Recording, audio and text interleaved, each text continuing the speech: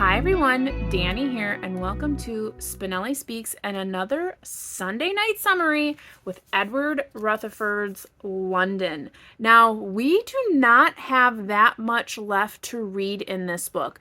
This chapter that we just finished is the last long chapter that we will read before the end of this book. And when I say we are almost done, let me just show you. This is it. This is all we have left of our book. So if you have missed anything, please feel free to jump into the description. I have a full playlist available for you that includes all of the previous chapters. And if you're reading this after we are completely done, you'll have access to all of the chapter summaries. Make sure you hit that subscribe button as well as the notification bell so that you don't miss any of these Sunday night reads. And then also so you don't miss our live discussion, which will be happening this Sunday after Thanksgiving. So that's November 30th. That'll be at 8 p.m. Central Time. So if you're interested in joining us for a live discussion, I'm not sure what we'll discuss there. I might put out a post on my community post and Instagram just to see what people might want to discuss. But considering this is such a niche book, we may just see that I come up with a few things that I discuss throughout and see who wants to join me that evening. Now, we are completing these every Sunday at 6 p.m. So if you're watching this in real time, we're still continuing on, and that will bring us right up to the Sunday before Thanksgiving. So very exciting because we're literally sprinting to the finish line. As I said, the last couple chapters are short chapters, and I'm really excited to finish this. I'm so excited that I've stuck to my plan. So thank you so much for joining along on this journey. It has been so it's been pleasing to me to be able to actually finish this because I've started, and with my son, and so it's been a pleasure to be able to finish this up with you finally. And who knows what the future will bring. So like I said, make sure you are subscribed because there may be some more Rutherfurd in our future. So let's talk about what chapter we have for today, which is chapter 16, titled Lavender Hill. This brings us to 1819, and it spans through 1831. So a little bit of a chunk of a couple years, but not many.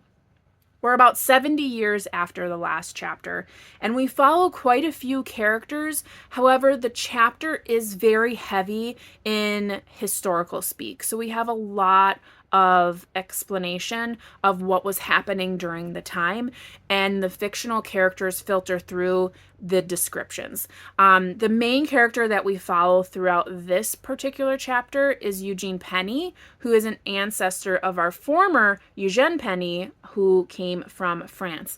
This Eugene Penny is coming. He's very young in the beginning of the chapter. He's 18. He's looking to come to London to make a name for himself. He wants to start working in the banks and more specifically with the stock exchange. And so we learn a lot about that particular part of history, what it meant to be the part of the Bank of England and all of the smaller banks and investment firms that were popping up during the time because of all of the trade and all of the acquisitions that were happening during the time.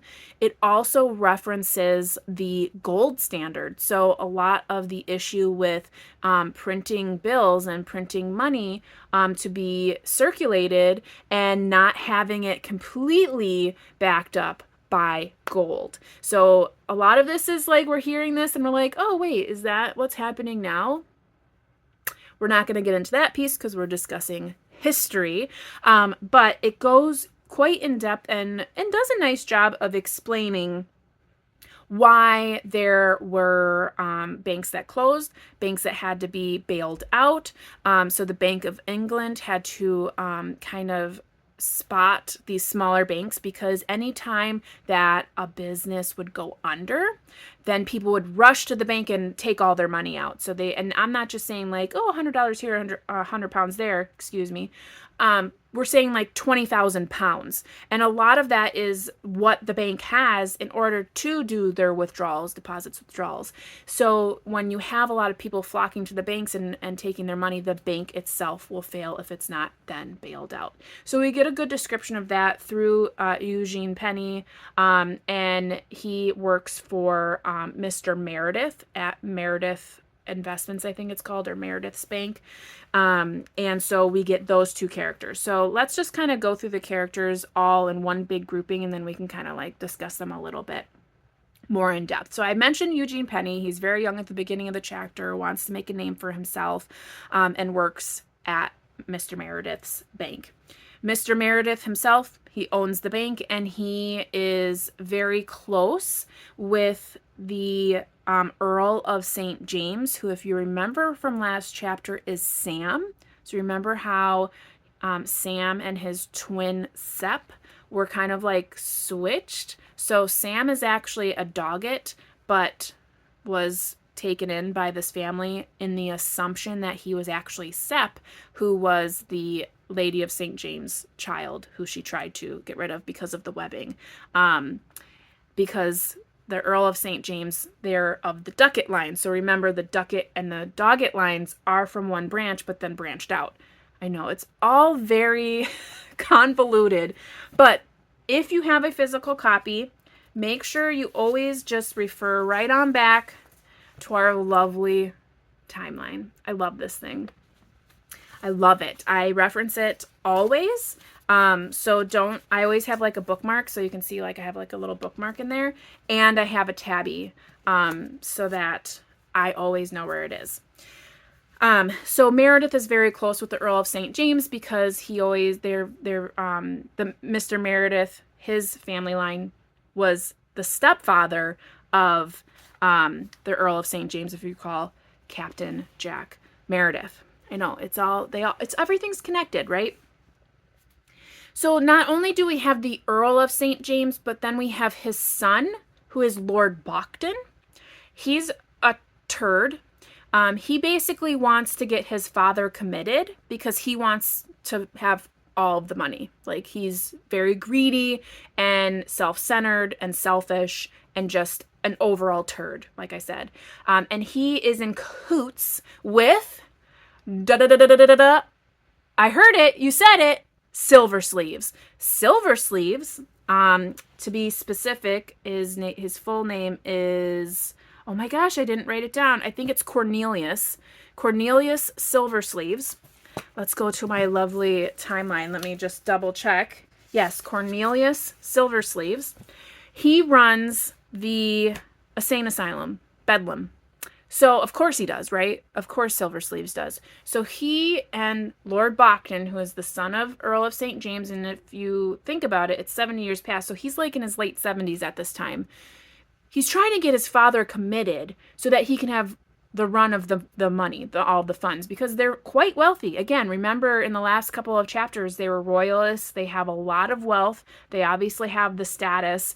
And Earl of St. James is just like, I wouldn't say living it up, but he has the funds. He has invested well. He's frugal. He doesn't do silly things with his money. So his son, however, wants access to it.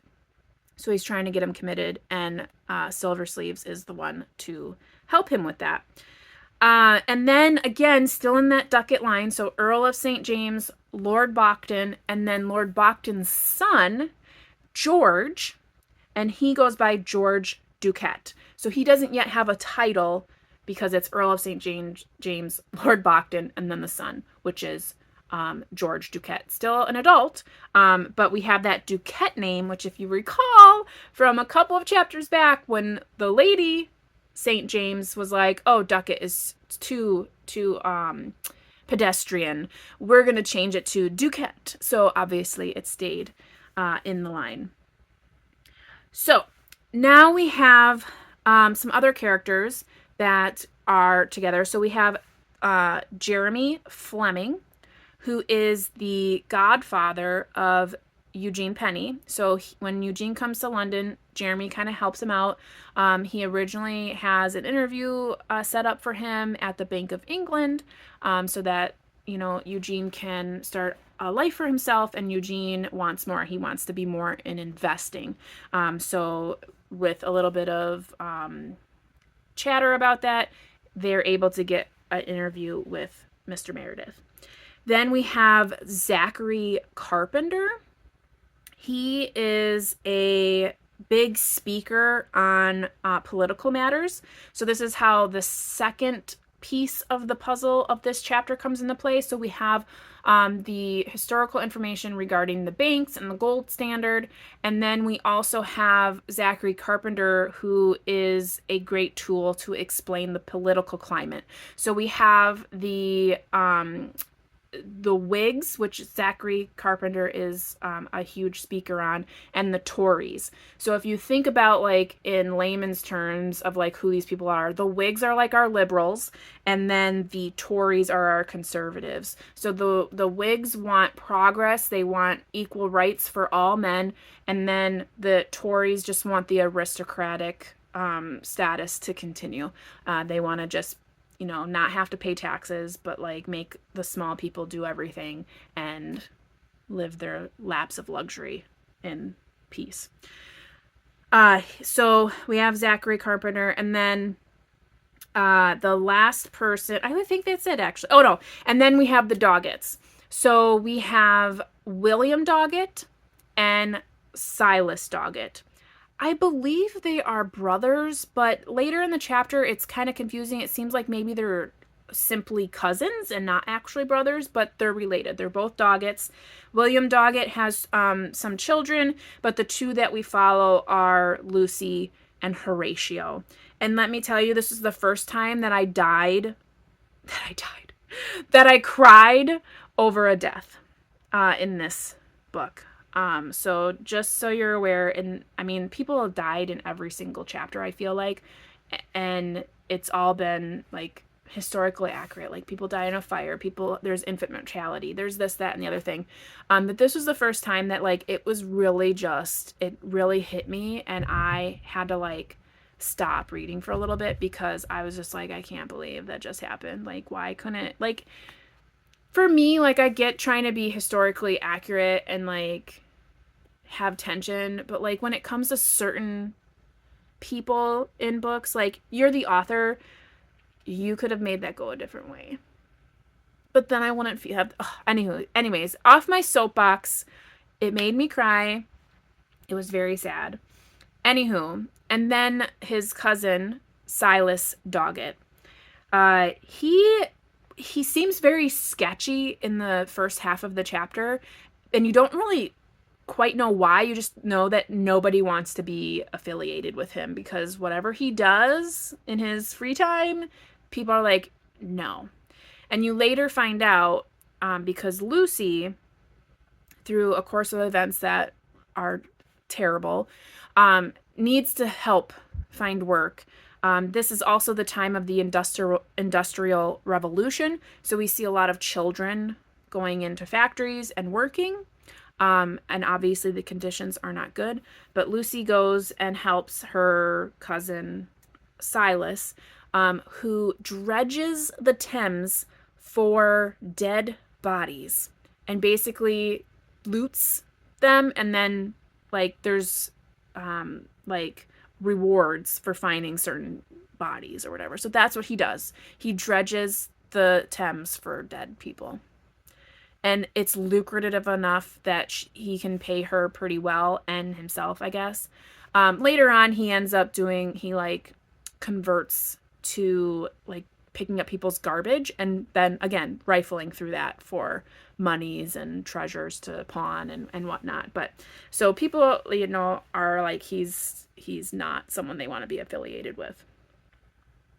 So a lot of people in this chapter, but I wouldn't say that we really get a lot from every single character. They are more used as tools to explain the historical speak, which again, we talked about the financial aspects, There's a little bit of a crash that happens, and you see how the Meredith Bank gets its way through that.